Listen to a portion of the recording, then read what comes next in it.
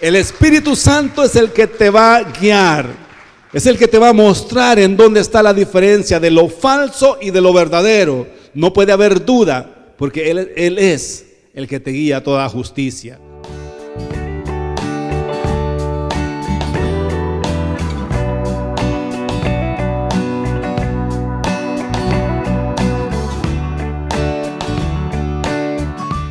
La serie que estamos desarrollando tiene que ver con lo que es la paternidad espiritual. Y hoy quiero hablarte de lo que es nuestra relación, mi relación con mi Padre.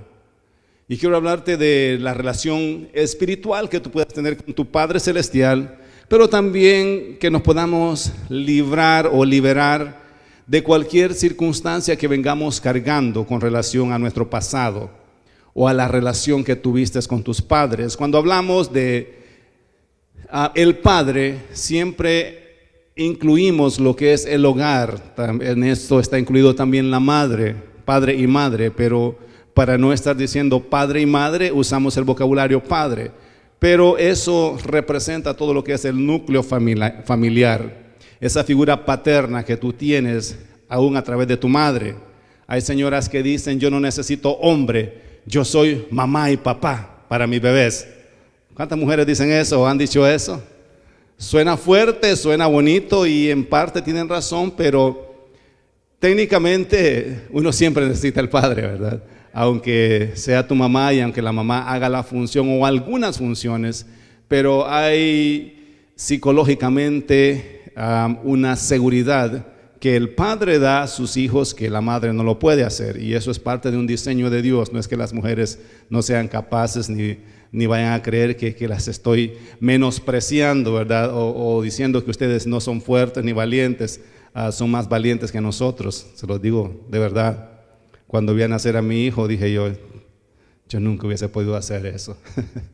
Y entonces aprendí a apreciar lo que es la figura materna más. Nuestra relación con nuestros padres es bien importante, y si tú tuviste una mala relación con tus padres terrenales, Dios te está dando la oportunidad que puedas tener una buena relación con Él. Él te quiere enseñar lo que es en realidad un padre. Dios quiere enseñarte de veras lo que es una relación sana con Él, y que de esa forma tú puedas ayudar quizás a tus hijos. Y si ya tus hijos están mayores, pues a los hijos de alguien más, o a los hijos espirituales que siempre van a rodear tu vida. Esta serie creo que nos está liberando, y no quiero hablar de asuntos emocionales, porque no quiero traer recuerdos a tu vida que quizás te marcaron, y que mientras yo hablo quizás puedan venir algunas memorias que te puedan herir todavía. Pero si eso es el caso, yo quiero decirte que el Espíritu Santo está acá para sanarte, está acá para restaurarte. Si no tuviste una buena relación con tu padre natural, todavía estás a tiempo de sanar ese pasado y de poder vivir libre de cualquier culpa, libre de cualquier sentimiento malo. Cuando tú tienes sentimientos malos hacia otra persona, siempre te vas a hacer daño tú, porque el odiar a alguien o el tener rencores contra alguien afecta más a la persona que lo hace que a aquella persona a quien se le está odiando. ¿Me están siguiendo hasta acá? Por eso es bueno liberarnos de todo odio, de todo mal sentimiento que pueda afectar nuestras vidas. Y como padres aprendemos a tener relaciones con nuestros niños, aun cuando nuestros niños están en el vientre de sus madres. Te decía el domingo pasado que aún en el vientre de su mamá, los niños pueden escuchar la voz de su padre o la voz de su madre. Ellos pueden percibir y pueden reconocer. Me recuerdo quizás uno de los momentos que más marcó mi vida, cuando mi hijo Lucas nació, y nació llorando, y la enfermera me lo da, y cuando yo comienzo a hablarle, inmediatamente se cayó. Se quedó como... Y dice la enfermera: oh my God, he recognizes your voice. Le digo yo: yes, I've been talking to him for 9 months. He better recognize my voice. Hacía 9 meses que venía hablando con él, porque desde que me di cuenta que mi esposa estaba embarazada, pues siempre he hablado con mis hijos. Se ponía mi cara en la barriga de mi esposa y ahí les hablaba. Eso me costó una patada de Isabela, que todavía me duele la nariz cuando estaba dentro del vientre. Mientras le hablaba, pateó para afuera y yo tenía la cara justo en el estómago, y eso todavía no se lo perdono. Así es que, pero desde esa edad podemos ver que como seres humanos tenemos la capacidad para comunicarnos. Ahora, desde que nacemos, nosotros nacemos por diseño ya con la habilidad para comunicarnos con nuestros padres. ¿Acaso usted no se da cuenta cuando el bebé quiere comer? ¿Cómo le hace el bebé para decirle a usted tengo hambre? O me hice pipi, o quiero que me cambien el pamper. Usted dice, no escucho su voz, pero usted sabe, porque su bebé se está comunicando, tiene la habilidad para dejarle saber a usted lo que está sucediendo con él. Existen muchas formas de comunicarse. Existe lo que es el habla, por supuesto, que es lo más común, pero también existen otras maneras que Dios implantó en nosotros, no solo para comunicarnos con nosotros mismos, con los seres humanos, sino para comunicarnos con Él. Existe lo más común también es el lenguaje corporal, body language. La primera vez que usted le dijo a su esposa que le gustaba, ya su esposa lo sabía. O no me diga que se sorprendió cuando usted le dijo, really, I like you. She knew it already. ¿Cómo se dio cuenta su esposa que le gustaba a usted a él si nunca se lo había dicho? Body language. Con los ojos la miraba y la mujer decía, wow. No solamente le decía que le gustaba, le decía un montón de groserías más, que no lo voy a decir acá. Pero aparte de eso, la cara de bobo que poníamos cuando la mirábamos, era obvio que le estábamos diciendo que estábamos enamorados de ella. ¿Se acuerda alguien todavía? Eso se conoce como body language. Eso es lenguaje corporal. Ya su señora sabía que usted estaba loco por ella. El señor también sabía que la señora le gustaba. Bueno, viceversa. Entonces, esa es la forma de Dios diseñarnos para que nosotros nos podamos comunicar con Él y con nosotros mismos. ¿Sabes que el éxito de una persona siempre va a estar ligado con la capacidad que tenga para relacionarse con otros? Te lo voy a repetir porque esto es bien importante. Tu éxito en la vida, en cualquier área que te desempeñes, siempre estará relacionado con la capacidad que tú tengas para comunicarte con otros. ¿Te has dado cuenta que hay personas que donde quiera hacen problemas? Están en un trabajo 3 semanas y no, es que ese viejo no se lleva bien conmigo. Se van para otro lado otras 5 semanas, no, es que aquella vieja no se lleva bien conmigo. Y donde quiera andan encontrando viejos y viejas que no se llevan bien con ellos. Ahora el problema en dónde está. Quizás sí los señores no pueden ser lo mejor, pero cuando tú aprendes a relacionarte con las personas, eso te bendice. Eso hace que puedas durar en un trabajo. Eso hace que puedas solucionar problemas. O sea, si el jefe llegó de mal humor, tú tienes la capacidad y la habilidad para relacionarte con él en ese estado en que él está. Y por eso es que a veces en la parte matrimonial esto es vital. O sea, la razón por la que hay unos matrimonios que duran más que otros es por la capacidad de relacionarse entre ellos mismos que la pareja tiene. Cuando tú aprendes a relacionarte bien con tu esposa y tu esposo, puedes sostener un hogar por mucho tiempo. Entonces, esto de relacionarnos correctamente y de aprender te va a bendecir. Y Dios nos diseñó así para eso, para que estemos bien, para que nos vaya bien en la vida. También existe lo que es el vocabulario. Cuando tú escuchas consejos, especialmente desde el punto de vista como padre, cuando tú escuchas la voz de tu padre terrenal, aquellos que crecimos con padre y aquellos que crecieron sin padre, siempre tuvieron una persona que les aconsejaba correctamente. Y la capacidad de poder entender el mensaje de nuestros padres naturales, de nuestros padres físicos, nos ayuda también a ser mejores personas en la vida. Si tú no tuviste padre, si tú no vives con tu padre o tu padre no se comunica contigo, yo te voy a dar un consejo. Yo te quiero recomendar el libro de Proverbios. En cualquier edad que estés, lee el libro de Proverbios Tiene 31 capítulos, lo puedes leer un capítulo todos los días y eso te dura un mes.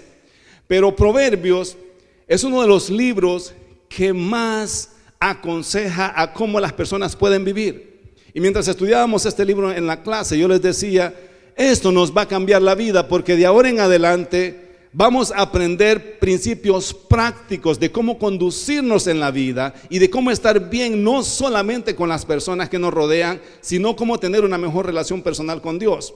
Así es que si tú no tienes el consejo de tu padre, o si tu padre no sabe aconsejarte o tu madre no sabe darte un buen consejo, yo te sugiero que leas los escritos de Proverbios, porque Proverbios no es muy difícil entenderlo. Es un vocabulario tan práctico que aunque no tengas un conocimiento espiritual o una base teológica, lo puedes entender fácilmente.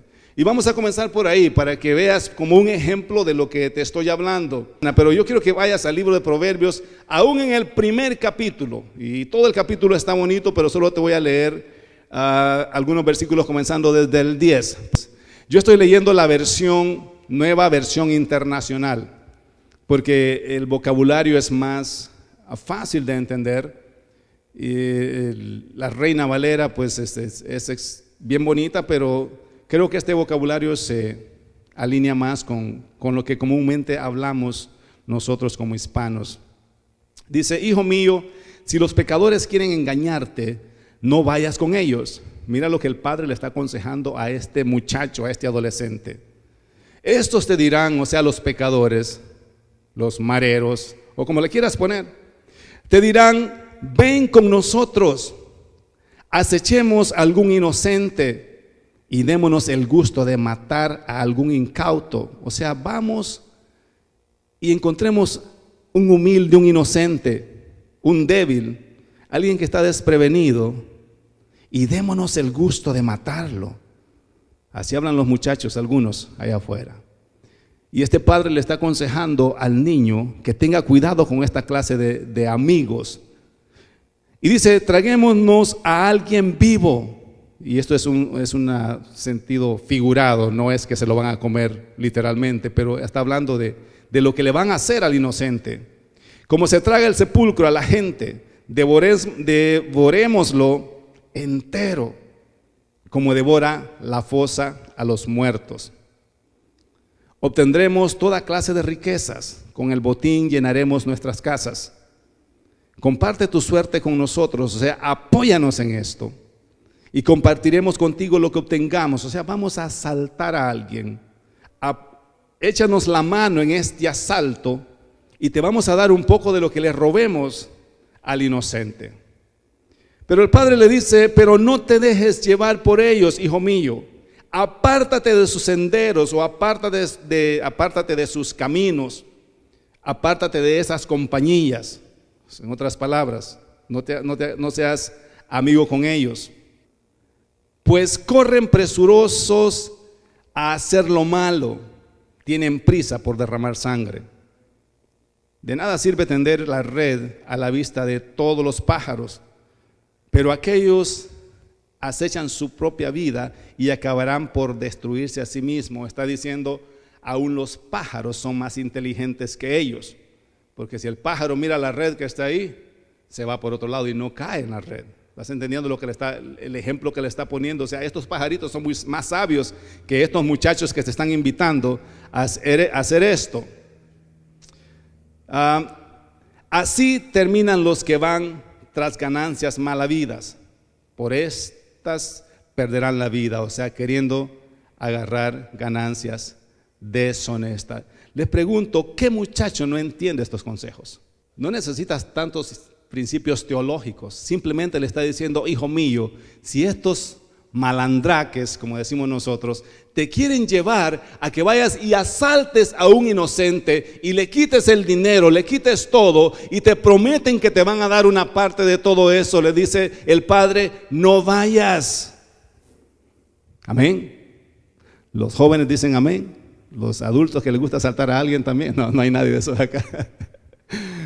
Entonces, si en alguna parte del mundo algún joven está planeando un asalto, yo te digo que te arrepientas y no lo hagas, porque hay una consecuencia de lo que sucede con aquellos que entran en estos estilos de vida.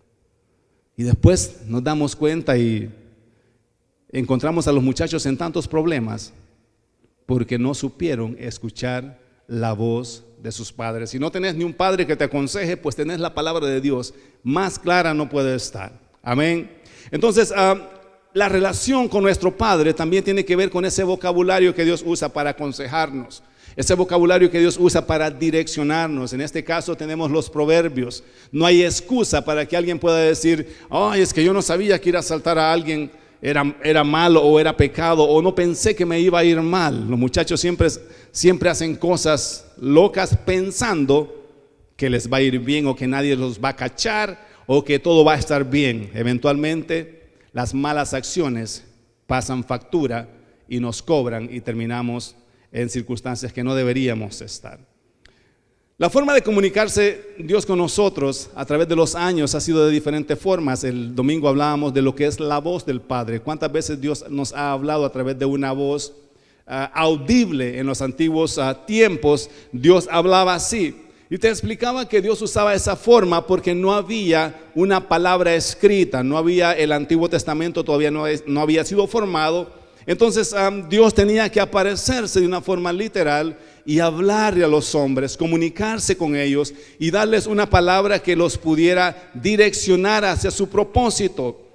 Pero en nuestros tiempos todavía Dios sigue hablando de diferentes formas. No solamente a través de su palabra, también Dios habla a través de sueños. Dios habla a través de voces que a veces sentís que alguien te habló, pero no hay nadie a tu alrededor. O sea, no podemos decir que esto de que Dios hablaba audiblemente es solamente asunto del Antiguo Testamento, sino que también en nuestros tiempos Dios te ama tanto que quiere direccionarte y quiere hablarte, y a veces decimos: ¿será que fue Dios el que me habló? ¿Será que fue Dios el que me dijo? Cuando Dios pone un pensamiento o un sentimiento en tu corazón, y alguien me decía: ¿cómo puedo yo detectar la voz de Dios? ¿Cómo puedo saber si es Dios el que me está hablando o son mis emociones y mis pensamientos? Y hay principios fáciles de entender. Cuando lo que Dios te está pidiendo que hagas no tiene sentido, probablemente es Dios el que te está hablando. Cuando no es lógico lo que Dios te está pidiendo que hagas, cuando no tiene sentido natural o lógico. La otra forma de detectar cuando Dios te habla es cuando es algo que no es parte de quien tú eres. Y quizás lo más común en esto es cuando Dios te pide que ayudes a alguien. Cuando Dios te pide que le des la mano a alguien. Tú no eres una persona quizás que te gusta andar ayudándole a la gente, de cualquier forma que sea.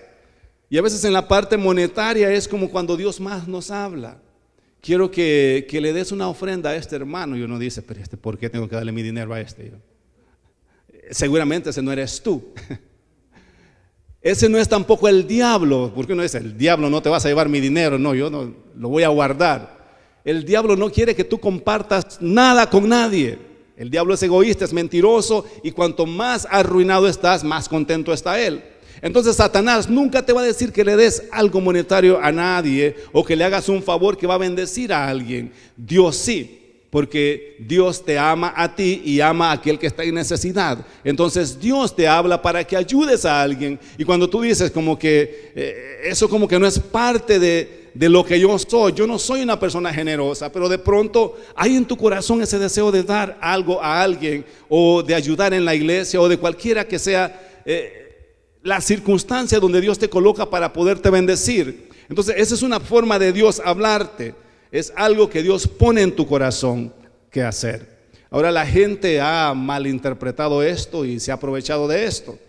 Yo siempre lo he enseñado y lo voy a seguir enseñando en esta iglesia. Cuando alguien te llame para pedirte cosas directamente, tienes que tomar una decisión en tu carne si le das o no. Pero nunca pienses que es Dios el que te está hablando a través de una persona que te está pidiendo. Cuando Dios quiere que des algo, Dios te lo va a poner en tu corazón a ti. Y tú eres el que vas a llamar a esa persona y le vas a decir: Dios puso en mi corazón bendecirte con esto. ¿Me estoy explicando? Porque si no te van a abusar. Porque las personas pueden decir, hermano, ¿cómo está? Fíjese que Dios puso en mi corazón que le llamara porque necesito esto. Tu respuesta tiene que decir, Dios tiene que ponérmelo a mí. A mí no me ha hablado el Señor, ¿verdad? O si no, decir, bueno, sí, por compasión le voy a ayudar, pero no porque Dios te está pidiendo que lo haga. Simplemente es en tu carne, en tu humanidad, quieres ayudar a alguien. Eso es bueno también y Dios igual te va a bendecir. A lo que me refiero es que no puede haber una palabra de manipulación para que tú puedas soltar lo que Dios no te ha dicho que soltes. ¿Me explico? Entonces esto es importante que lo sepamos manejar, porque estamos en una época en donde hay muchos profetas pidiendo para ellos. Y nosotros tenemos que tener mucho cuidado en cuándo escuchamos la voz de Dios y cuándo es la voz del hombre la que está queriéndonos manipular. ¿Alguien dice amén a eso? Quedó claro, ¿verdad? Así es que si les llamo yo esta tarde, no me den nada. Quiero que leamos el libro de San Mateo, porque la comunicación es esencial para nuestra relación con nuestro Padre Celestial. Y quiero hablar un poco de esto primero, de nuestra comunicación con Dios. La oración es algo esencial, es parte de lo que Dios estableció para que te puedas comunicar con Él una vez que vienes a sus caminos. El libro de Mateo capítulo 6 del 5 al 8 vamos a estar leyendo. Dice la palabra del Señor así: Jesucristo enseñándole a sus discípulos a cómo orar. Dice, cuando oren, no sean como los hipócritas, porque a ellos les encanta orar de pie en las sinagogas. Siempre ha existido gente hipócrita aún en los tiempos de Jesús. Eso no se han acabado y van a seguir hasta que Cristo venga. Así es que no se asusten por eso. Dice que a ellos les encanta orar de pie en las sinagogas y en las esquinas de las plazas para que la gente los vea. Está hablando del comportamiento de los fariseos en los tiempos de Jesús. Les aseguro que ya han obtenido su recompensa. Pero este es el consejo que Dios nos da, Jesucristo nos da. Pero tú, cuando te pongas a orar, entra en tu cuarto, cierra la puerta y ora a tu Padre que está en lo secreto. Así tu Padre, que ve lo que se hace en secreto, te recompensará. Y al orar no hables solo por hablar, como hacen los gentiles, porque ellos se imaginan que serán escuchados por sus muchas palabrerías. No sean ustedes como ellos, dice Jesús, porque su Padre sabe lo que ustedes necesitan antes de que se lo pidan. La oración es la forma más práctica que Dios estableció para que nos comuniquemos correctamente con Él. La oración es la forma más práctica que Dios estableció para poderse comunicar contigo. Ahora, la oración se convirtió, dejó de ser esa relación personal con Dios, esa forma que Dios establece para que nos relacionemos con Él, y se convirtió como parte de un rito religioso. Por eso es que todas las religiones del mundo practican la oración. Algunos oran de una forma, otros oran de otra forma, y a veces cuando venimos a Jesucristo, como crecemos en un ambiente de muchas religiones y miramos a tanta gente hacer tantas cosas raras, y venimos a Jesucristo y nos cuesta entender que el evangelio es una relación personal con Dios, no una práctica religiosa. Nos cuesta diferenciar entre lo que es un ritual espiritual y una relación personal con Dios. Entonces, cuando miro a Jesús enseñando, Jesús lo que está diciendo: yo no quiero que ustedes miren la oración como parte de un rito religioso, como lo hacen los hipócritas, como lo hacen los fariseos, como lo hace esta gente, que ellos se paraban en las esquinas a orar y querían que la gente los viera. Ellos querían ser vistos y que dijeran: wow, ese hermano como ora, ese hermano es fiel a Dios. Miren, ese hermano qué relación o qué comunión con Dios tiene. Pero en realidad usaban palabras creyendo que por sus muchas palabras Dios iba a estar impresionado, como wow, qué oración tan teóloga, qué oración tan profunda te te sacaste, aquí te va lo que estás pidiendo. Jesús dice, eso no es el propósito ni la razón por la que ustedes tienen que orar. La oración, cuando entiendes el evangelio, se convierte en una comunicación con Dios. Ahora, lo otro que nos enseñaron es que orar es sinónimo de pedir para nosotros, muchas veces. ¿Será que alguien puede orar una hora sin pedirle nada al Señor? Haz la prueba. Porque desde que nos arrodillamos, lo primero que hacemos es pedir y pedir, pedir. Señor, te pido esto, Señor, te pido lo otro. Y si no pedimos, sentimos que no tenemos nada que decir. Entonces, la religión nos enseñó que el orar es pedir. Pero eso no es lo que Jesús está enseñando. Ahora, pedir es parte. No quiero decir que no vayan a pedir nada. Pedir es parte de la oración, pero la oración tiene que tener varios principios y varias etapas. Hay momentos donde tú hablas con Dios y le expones lo que está pasando con tu vida. Le expones la circunstancia que estás viviendo. No porque Dios no lo sepa, sino porque a Dios le gusta que puedas hablar con Él y decirle, Señor, mira lo que estoy pasando. Tengo esto, mi hijo se me está poniendo medio raro, mi hija está media así, media allá, a mi marido, mi mujer, qué sé yo, el perro se me enfermó, aún cosas que tú piensas que son ilógicas. ¿Será que yo soy demasiado práctico con el Señor? Porque cuando algo pasa, yo he orado hasta por mi perra y se ha sanado. Y mi hija es testigo de eso. Pastor, todos los que tengan perros enfermos, tráiganlos. No es eso, pero es que yo miro a Dios como el Dios dueño de mi hogar, de mi casa completa. Todo lo que está en mi casa le pertenece al Señor. Yo disfruto de lo que está en mi casa, pero es del Señor. Y le doy gracias al Señor por mis hijos, son del Señor. Le doy gracias al Señor por mi casa, es del Señor. Mi esposa, esa sí es toda mía, pero igual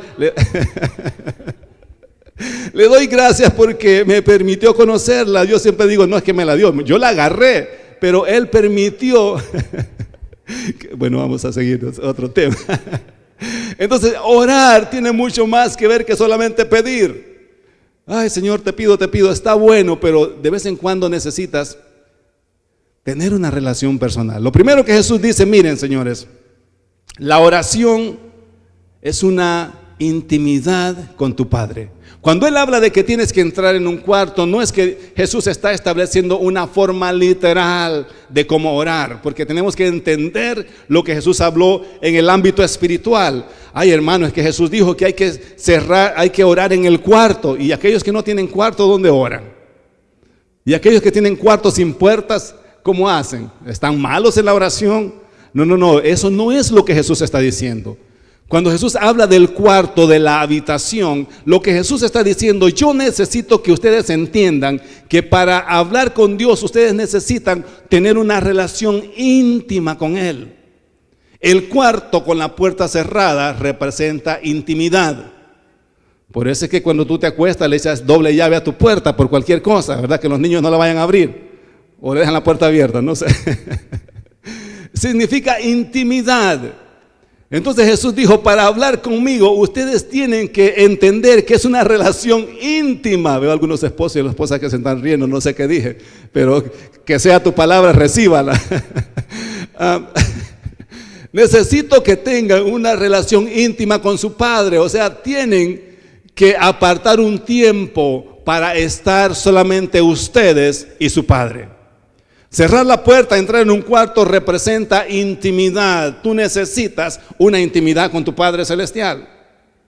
Necesitas apartar ese tiempo.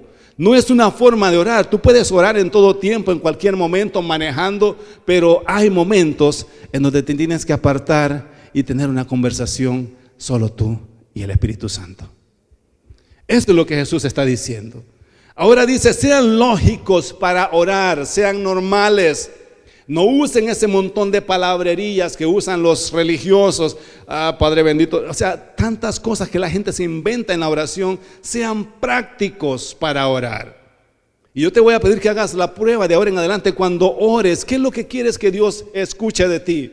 ¿Qué es lo que quieres que Dios sepa de ti? Lo que te está pasando, asuntos reales. No te pongas a orar como: Señor, cuando vengas en tu reino, asegúrate que yo esté santificado, límpiame con tu sangre preciosa. No, Él ya te santificó, ya te limpió, te perdonó. You haven't ready. Alguien diga amén. ¿Estás listo para irte para el cielo? Alguien diga: yo estoy listo, porque tenés a Cristo en tu corazón, y desde el momento que recibiste a Jesucristo, dice que no hay ninguna condenación para aquellos que están en Cristo Jesús. Así es que la tenés hecha. Estamos listos para mirar al Señor. Dale un aplauso al Señor. La oración tiene que incluir tus circunstancias, lo que estás pasando y lo que tú quieres que suceda. La oración tiene que ver también no solamente con comunicarle a Dios cuál es mi circunstancia, sino que tiene que ver cómo yo intercedo por alguien en esa privacidad. No seamos tan egoístas solo para nosotros. Seamos generosos cuando oramos. ¿Cuántos oran por alguien más? La gente le dice: pastor, ore por mí. Sí, yo oro. Pero la pregunta es: ¿por quién tú oras? Solo por mí y por mis hijos, por el que está peor. Este no está tan malo, no oro mucho por este. O cuando mi esposa se pone un poco rara, oro más por ella. No, eso no es así. O sea, tenemos que ser generosos para orar. Tú tienes que orar por aquellos que están pasando por circunstancias. Y sabes que cuando tú comienzas a orar por otras personas, es como que te desconectas de ti mismo. Y comienzas a darte cuenta que lo que tú estás viviendo no está tan difícil, no es tan grande el problema como lo están pasando otros. Yo a veces le digo: Señor, hay gente postrada en la cama, hay gente por allá a punto de morir, hay otra gente que está en otras circunstancias tan difíciles. ¿Por qué yo voy a estar angustiado por algunas circunstancias tan leves? Ay, es que ya mi señora no me quiere. Sí te quiere. Lo que pasa es que necesitas entrar en esa intimidad con ella, necesitas entrar en esa relación personal. Ay, es que yo pienso que mis hijos no me quieren. Estás pensando mal. Tus hijos por naturaleza te aman. Lo que pasa es que los hijos pasan por diferentes etapas en la vida. Y esto es importante entenderlo, porque tú no puedes pretender tener el mismo vocabulario con tus hijos a medida que tus hijos van creciendo. Y me ha costado aprenderlo. Cuando los niños están tiernitos, yo les decía: cuchi, cuchi, cuchi, mi cosito pichoso. Pero ya ahora, cuando mi hija tiene 14, le salgo con eso y me dice: Dad, please, come on. Hace unos días fui a la escuela de ella y estaba con unas amigas ahí. Y la agarré y le besé la frente. Y dice: this is so embarrassing. Oh my God, Daddy, don't do that. O sea, ¿por qué cuando tenía 2 años ella buscaba que yo hiciera eso? Pero ahora que está saliendo de middle school, ahora le da como, se incomoda que yo la trate como bebé en frente de sus amigas. ¿Por qué? Porque el vocabulario cambia. Y sabes que tú tienes que aprender a adaptarte en esto del vocabulario con tus hijos, si no, no te vas a entender con ellos. Por eso es que hay tantas circunstancias y como te dije, me ha tocado aprenderlo. Tú no naces con un manual de cómo ser una buena mamá y un buen papá, lo aprendes en el camino. Y entendí que mi conversación, mi forma de hablar con ella tiene que ir cambiando a medida que ellos van creciendo. Cuando llegan a los 12 y a los 13, ahí es donde la cosa se pone difícil, porque ya no sabes qué idioma están hablando. Y no es porque no entendas inglés o no entendas español, simplemente a veces yo le tengo que decir a mi hija: what? Huh? You didn't get it? I said, no, I didn't get it. Es como que es un vocabulario totalmente diferente, pero es la edad que están pasando. Y yo digo: Señor, dame la sabiduría para hablar ese idioma. Tú eres el Dios que repartiste todas las lenguas en la torre de Babel. Dame ese lenguaje que están usando ellos acá. Y me está funcionando, porque de cierta forma, yo no sé si esta semana tú tuviste problemas de comunicación con alguien. Si te discutiste, sentiste como que no te podías poner de acuerdo con alguien. ¿Sabes por qué? Porque Dios estaba trabajando para esto que te estoy enseñando. Y Dios estaba mirando las circunstancias. Personalmente pasamos en la casa por un momento así con alguno de mis hijos. en donde sentís como que no fluyó esa comunicación, esa relación, pero sabes que Dios nos quiere liberar de cualquier circunstancia que vengamos cargando y ayudarnos a que podamos tener una buena relación con nuestros hijos. Necesitamos aprender a hablar su idioma. Mira, es más fácil que nosotros que ya pasamos por esa edad, que ya tenemos 30, 40, 50, 25, los que tenemos 30, los que tenemos 40. O sea, es más fácil que tú regreses a tus 13, 12 años y te puedas acoplar a lo que ellos están viviendo, que pretender que ellos lleguen a tus 50 y que entiendan lo que tú estás hablando. ¿Qué tú crees que es más fácil? Regresar y acordarme cómo era yo cuando tenía esa edad. Bueno, si es que todavía no tenemos memoria, pero algunos ya pasamos hace rato por ahí. Pero por lo menos intentar regresar y poder acoplarnos a su edad, que pretender que ellos van a pensar como uno de 40, uno de 50, porque eso es lo que a veces ahí nos frustramos, ¿verdad?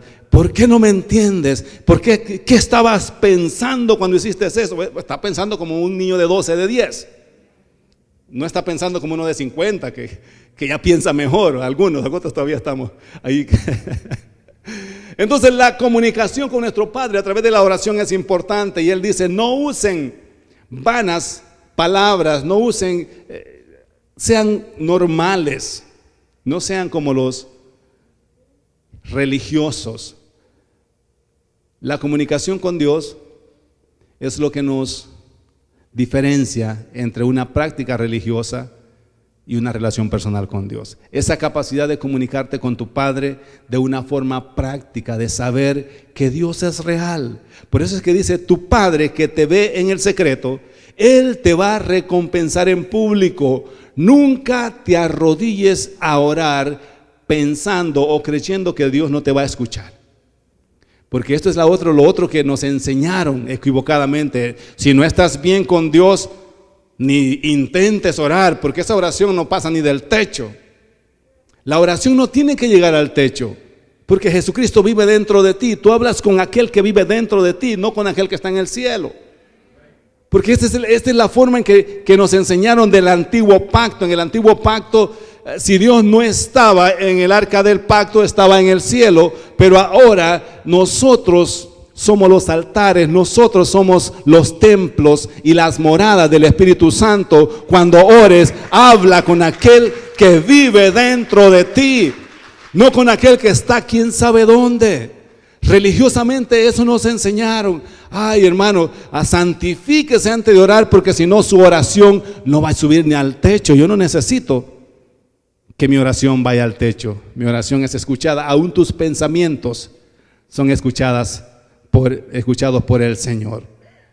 Orar fortalece la relación y confianza con el Padre, porque me enseña principios de crecimiento. Un cristiano que no ora es un cristiano que no crece. Eso es así. Estás ahí con la palabra, alguien está orando por ti, y eso es bueno que oremos unos por otros. Pero si no tienes un hábito, si no te formas un hábito de orar de una forma práctica con Dios, nunca vas a crecer. Siempre vas a vivir creyendo de que Dios es un Dios que es bueno con alguien más, un Dios que quizás está allá no sé dónde, un Dios que tiene misericordia de mí, pero no vas a aprender a mirar a Dios en otra dimensión. O sea, en otra plataforma, en otra atmósfera, en otra área, que cuando tú comienzas a hablar con Él.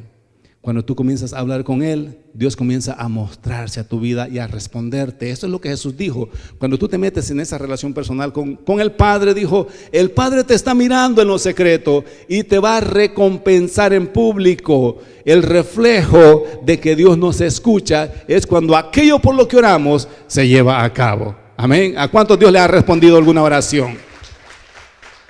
Esa es una prueba vigente de que Dios sí te escucha. Cuando oramos por algo y luego miramos que lo que no sucedía, aquello que humanamente no podíamos resolver, ahora de una forma sobrenatural Dios lo resolvió. Yo quiero que vaya buscando el libro de Hechos, capítulo 9. vamos a estar hablando de dos personajes bien importantes. La intimidad es conocer a Dios de una forma personal, fuera de los conceptos religiosos. Para poder tener una relación personal con tu Padre, necesitas tener una intimidad.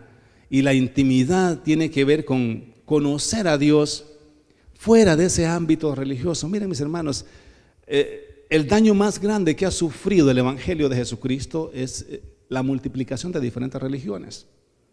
Y Satanás lo hizo a propósito, para que la gente viva confundida y para que la gente ya no sepa ni a dónde ir, porque allá dicen una cosa, aquí dicen otra, aquellos dicen que esto está bien, aquellos dicen que esto está mal, y la gente dice, pero ¿a dónde voy? ¿Quién tiene la verdad? Te voy a decir quién tiene la verdad. El Espíritu Santo tiene la verdad. Jesucristo dijo, Él los va a guiar a toda justicia y a toda verdad. Cuando tú quieres saber quién tiene la verdad, comienzas a tener una relación con el Espíritu Santo y Él nunca se va a equivocar. Él es el que escribió la palabra del Señor. Por eso es que no puedes entender la Biblia con una mente carnal. Bueno, es que eso, pastor, eso no tiene sentido para mí. No. La Biblia dice es mejor dar que recibir. No, ¿cómo eso? No, eso es ilógico. La gracia nunca va a tener sentido lógico y común. La gracia es que Dios te da lo que no te mereces. Y eso no tiene sentido, no tiene lógica. Porque lo lógico, por eso es que a la gente le gusta más la ley de Moisés. Ojo por ojo, diente por diente. El que me las hace, me las paga. Y ahí estamos bien, eso sí tiene sentido, eso sí tiene lógica. Pero Jesucristo vino a enseñarnos la gracia. Por eso es que Jesucristo dijo, si alguien te pide que lleves una carga, una milla, llévala 2. Y eso tiene su sentido también, porque había una ley que dice que los romanos, un soldado romano, podía agarrar a cualquier ciudadano hebreo y decirle que le llevara la maleta. Eso era así. O sea, tú eras soldado romano, tenías derecho. Si llevabas una maleta y tú eras soldado y mirabas a un judío, le decías, hey, llévame la maleta. Y por ley el judío tenía que llevártela. Y esto hostigaba, dañaba, enojaba a los hebreos. Imagínate que yo voy ocupado corriendo para la iglesia porque ya voy tarde, me salió un romano, llévame la maleta 1 milla para allá. Tenías que cancelar el appointment, tenías que dejar todo, llegar tarde a tu casa, y aunque tu mujer se enojara, tenías que llegar tarde porque no había otra. Entonces es una ley que hostigaba. Entonces Jesús les dice, miren, si alguien les pide que lleven una maleta 1 milla, llévenla 2. Así con 1 milla lo hago por fuerza, ya 2. ¿Estás entendiendo lo que es gracia? Es cuando tú das más de lo que estás supuesto a hacer. Cuando te ponen a limpiar el rin del carro y tú le limpias la llanta, le limpias el bumper, le limpias la lodera. Cuando tú haces más de lo que se te pide que hagas. Cuando te dicen, hermano, yo quiero que limpie el templo y tú limpias hasta la oficina del pastor. Bueno, no tengo oficina todavía. Pero cuando tú vas más allá de lo que se te pidió que hicieras. Entonces eso es la gracia, y a veces no lo entendemos porque la gracia tiene que ver con esa mentalidad de que Dios me ha dado a mí lo que yo no me merecía. Y a veces nos cuesta recibir y aceptar eso, que Dios te ame cuando tú te portaste mal, que Dios en vez de castigarte te bendiga. Y por eso es que a veces en las iglesias tenemos esos arranques de enojo entre nosotros. ¿Cómo es que viene a la iglesia 1 vez al año y cómo Dios lo está bendiciendo? Y yo que estoy aquí todos los domingos me está yendo mal. Entonces, y nos preguntamos, que se porta mal, porque nosotros miramos a la gente con la ley de Moisés y con la ley lógica. Si no sabemos la ley de Moisés, nos aprendemos los principios de comportamiento lógicos en los que crecimos. Pero Jesucristo nos quiere enseñar gracia, o sea, glorifica a Dios por cuando a alguien le está yendo bien. Yo te voy a dar ese consejo: cuando a alguien le esté yendo bien, así sea aquel que te cae mal, alégrate y gózate, porque es Dios el que lo está bendiciendo. Dale un aplauso al Señor. Oh, qué bueno es el Señor. Me alegro cuando alguien prospera. Me alegro cuando Dios hace un milagro. Aquel que vino una vez al año y cuando llegó Dios lo sanó. Gloria a Dios. Esa es gracia. Eso es así. Ese es el Dios a quien servimos, mis hermanos. Es un Dios que no mira lo que tú hiciste. Si en el libro que vamos a leer encontramos la historia de un hombre que se merecía la cárcel, se merecía el infierno, se merecía, todo lo que alguien que daña a un hermano puede merecerse. Y estoy hablando del personaje de Saulo de Tarso. Saulo de Tarso perseguía a los cristianos y los mataba. Dejaba a los padres sin esposa, a las mujeres sin esposo, a los muchachos sin padres. O sea, al cristiano que encontraba, solamente porque era cristiano, los encarcelaba y los mataba. Ya había matado a Esteban. Técnicamente se cree que fue orden de él. Y donde quiera que iba, hacía lo mismo. Y Dios decide cubrirlo con su gracia. Alguien diga, yo tengo oportunidad. Porque ninguno de ustedes es tan mal como era Pablo o Saulo de Tarso. Y dice que iba por el camino para Damasco a buscar a los evangélicos, no evangélicos, a los seguidores de Cristo, pues voy a usar ese vocabulario. A los seguidores de Cristo, aquellos que habían recibido a Jesucristo como su Salvador, que habían creído en Él, y en la ciudad de Damasco estaba creciendo el cristianismo, los seguidores de Jesucristo, y Saulo de Tarso iba con un grupo de soldados buscándolos para apresarlos, para llevarlos a las cárceles y algunos matarlos también. Y en el camino se le aparece Jesús de una forma sobrenatural. Jesús, después de que resucitó, a través de una luz se le presenta y dice que Pablo cae en tierra. Sus ojos fueron cegados se cree que el resplandor le causó como unas escamas en sus ojos que terminó ciego. Y oye la voz que le dice: Pablo, Saulo, Saulo, ¿por qué me persigues? Una voz audible, no fue un pensamiento, no fue una idea, fue Dios directamente hablándolo. Y él le dice: ¿quién eres, Señor? Y Jesús le responde: yo soy Jesús, aquel a quien tú persigues. Te voy a decir algo, aquel que te persigue a ti está persiguiendo a Jesús. Jesús había resucitado, Jesús ya no estaba acá en la tierra, pero los discípulos tenían su espíritu dentro de ellos. Y Jesús estaba en la vida de todos los discípulos. Por eso es que le dice: yo soy Jesús, aquel a quien tú persigues. Y después de que habla, le da direcciones de lo que tiene que hacer. Y quiero leer el versículo 10. Puedes leer todo el capítulo desde el versículo 1, ahí está la historia. Pero lo envía a la ciudad y dice que le dice que se levante y que vaya para Damasco. Y el versículo 10 dice de esta forma: dice que había en Damasco un discípulo llamado Ananías, a quien el Señor llamó en una visión y le dijo: Ananías. Aquí estoy, Señor, le respondió Ananías. Anda, ve a la casa de Judas en la calle llamada Derecha y pregunta por un tal Saulo de Tarso. Mira las instrucciones que Jesús le está dando a Ananías a través de una visión. La Reina Valera dice de un sueño. Y le dice que Saulo de Tarso está orando y que ha visto en una visión un hombre llamado Ananías que entra y pone las manos sobre él para que recobre la vista. Entonces Ananías respondió: Señor, he oído hablar mucho de ese hombre y de todo el mal que ha causado a tus santos en Jerusalén. O sea, era famoso Saulo de Tarso. Y ahora lo tenemos aquí. Ellos ya sabían que Saulo iba para Damasco para llevarse preso a todos los que invocan tu nombre. Esta es la respuesta de Ananías, como queriéndole decir a Jesús: te estás equivocando. Y Jesús le responde y le dice: ve, insistió el Señor, porque ese hombre es mi instrumento escogido para dar a conocer mi nombre tanto a las naciones y a los reyes como al pueblo de Israel. Yo le mostraré cuánto tendrá que padecer por mi nombre.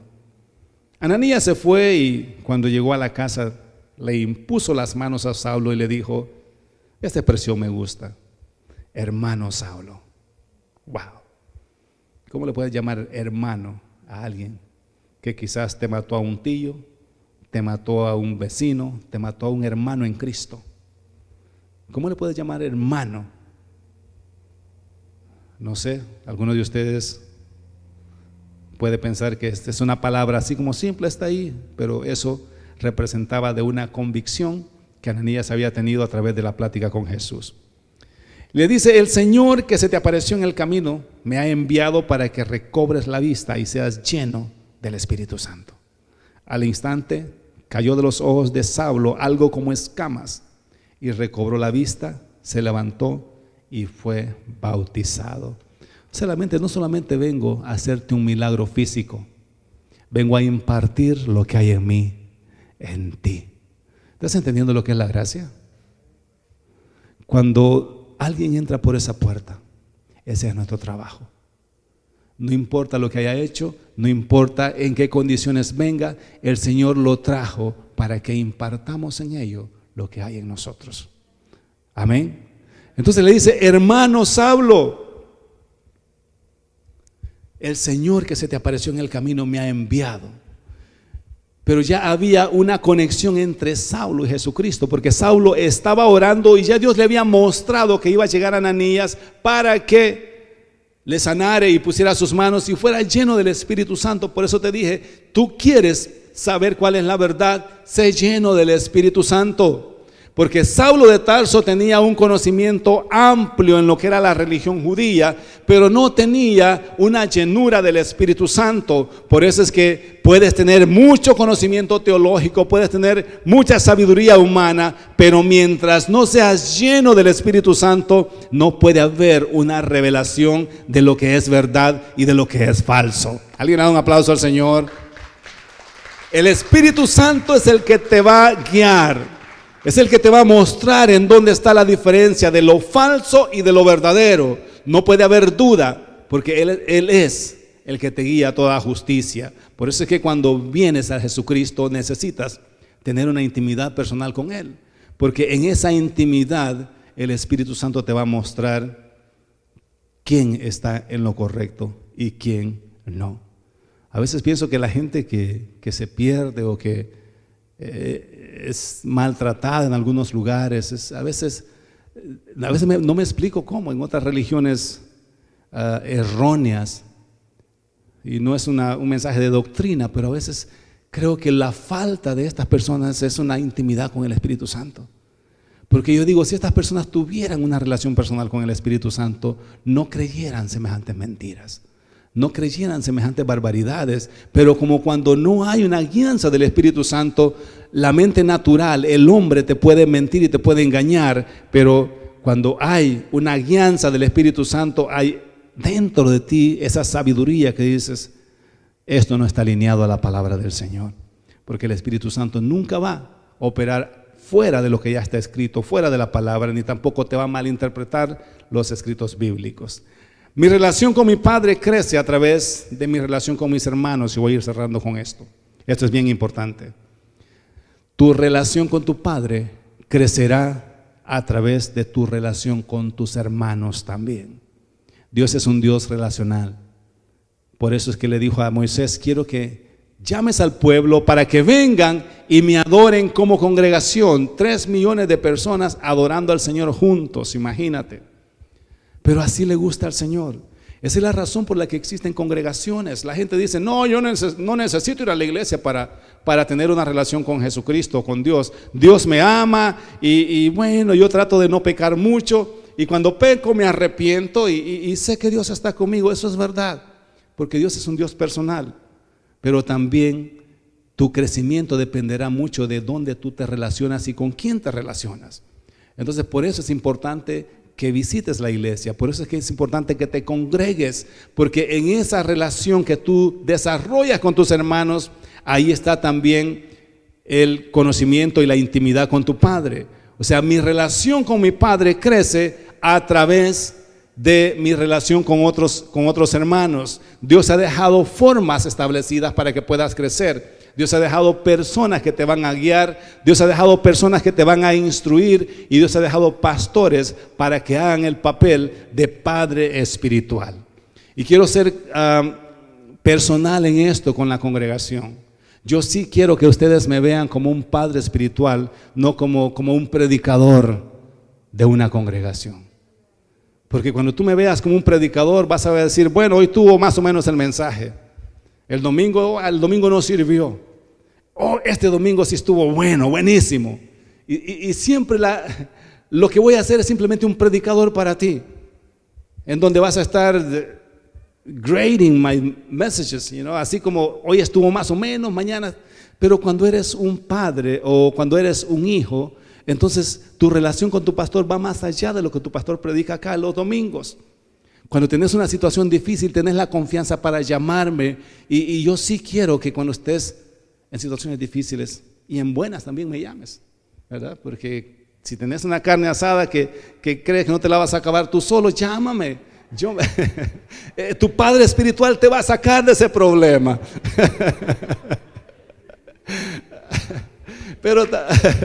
Pero también cuando tengas una situación difícil, llámame y nosotros te vamos a tratar de ayudar en lo más que podamos. ¿Cuántos dicen amén? ¿Cuántos quieren ser hijos de esta casa? Amén. Esa es la razón por la que estamos hablando de este tema. Yo quiero que sí me veas así, porque ese es el corazón de Dios para esta congregación. Dios dijo, esta iglesia crecerá con hijos nacidos en casa. Entonces cada vez que alguien entra por esa puerta, yo lo veo como uno de esos hijos que Dios ha traído para que crezca en esta casa. Y no digamos todos los niños que están en la parte de atrás que son los que van a llevar este ministerio a otros niveles. Entonces estamos hablando de lo que es la paternidad espiritual, porque yo sí quiero ser un padre para ti.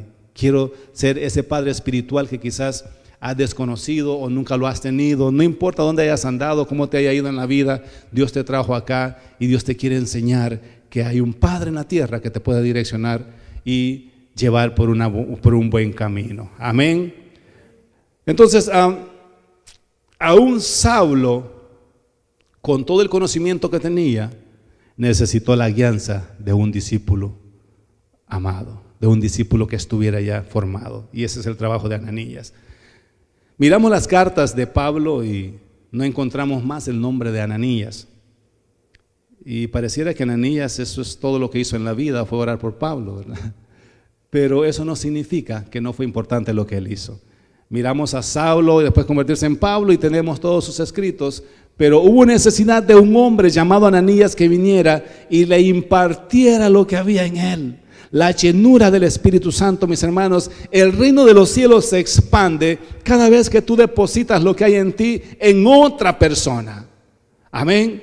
Por eso es que este no es un asunto de yo para el cielo y gloria a Dios. Este es un asunto de dar lo que Dios ha puesto en mí para que el reino siga expandiéndose. Si Dios te ha dado talentos, Dios te ha ungido para hacer otras cosas en su reino, tienes que compartirlas con alguien más, poner tus manos sobre alguien e impartir lo que hay de Dios en ti para que esa persona pueda ser empoderada. Y tú nunca sabes si el que llegó después de ti va a llegar más lejos que tú, porque Dios tenía un propósito más grande para esa persona que el tuyo. Tu trabajo es empoderar a aquellos que Dios pone en tu camino. Ese es el trabajo de Ananías. Yo no veo a Ananías más adelante escribiendo, miren, el apóstol Pablo, la gran cosa que se cree, y si no hubiera sido por mí, anduviera ciego con lentes oscuros. No, porque lo que tú alcances es una victoria para el reino. Y si yo puedo colaborar con todo lo que yo pueda para que tú sigas expandiendo el reino, gloria a Dios, porque tus éxitos son mis éxitos también. Amén, dale un aplauso al Señor. Por eso es que Jesucristo no tuvo temor de decir, ustedes, les dijo a sus discípulos, cosas más grandes que las que yo he hecho van a hacer. Eso habla de una sanidad emocional, de una sanidad, de una seguridad, de que donde los discípulos llegaran, iba a ser una victoria para Jesús mismo. Por eso es que ahora el evangelio está en todo el mundo y la gloria siempre es para Jesús, no para los apóstoles.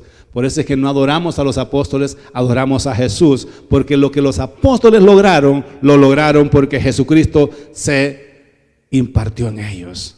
Amén. Entonces, mis hermanos, el congregarte y el relacionarte con tus hermanos en la iglesia siempre traerá bendición y traerá crecimiento, porque esta es la forma que Dios ha establecido para que nos desarrollemos y crezcamos. Aquí Dios te va a dar crecimiento, aquí Dios te va a llevar al propósito por el cual naciste. Aquí te vamos a ayudar a que te desarrolles, no solamente en la vida material o la vida secular, sino también en la vida espiritual, porque Dios quiere que seamos bendecidos secularmente y también espiritualmente. Así es que tienen mi ofrecimiento, estoy a la disposición de ustedes. Estoy interesado que crezcan en el área espiritual. Y a veces he hablado con algunas personas y le he dicho, bueno, ¿cuándo voy a su casa? ¿Cuándo nos sentamos? ¿Cuándo hablamos? Porque yo sí quiero que ustedes crezcan. Y más que todo, cosas que tienen que ver con la vida espiritual, ¿verdad? Porque a veces otros negocios, pues, esa es otra cosa. Pero estoy interesado en el crecimiento de ustedes en su vida espiritual. Porque todo lo que ustedes puedan conseguir en la vida estará cimentado en lo que es la vida espiritual.